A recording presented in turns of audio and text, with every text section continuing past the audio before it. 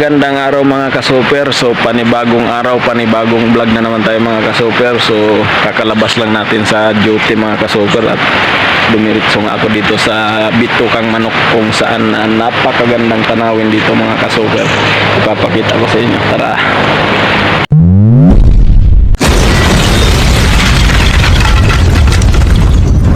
Ipapakita ko sa inyo mga ka-super yung napakagandang tanawin dito mga ka-super. Talagang marirefresh yung utak mo.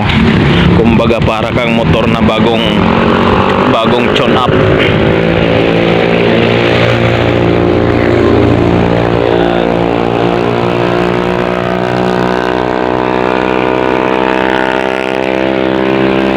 Diba?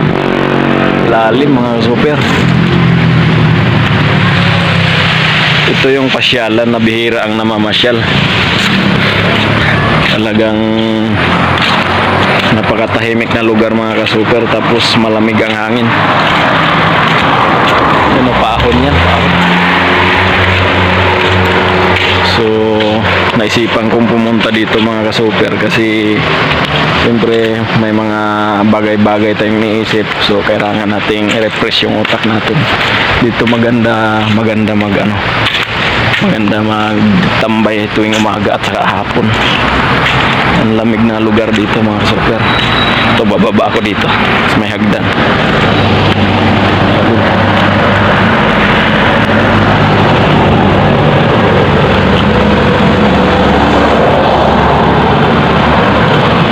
Ito pa.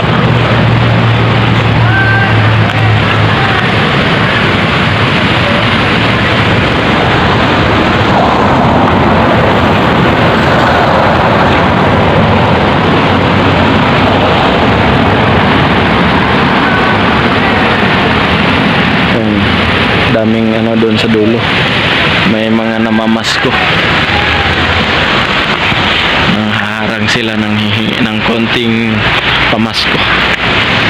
Bibigyan natin ng 5 piso yan kasi wala pa tayong pera.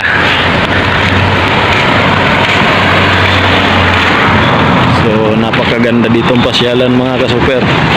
Kung papasyal kayo, pupunta na kayo dito. At doon naman sa unahan mayroong mga bintahan ng mga kakanin. So siyempre hindi ako punta doon kasi wala tayong pera.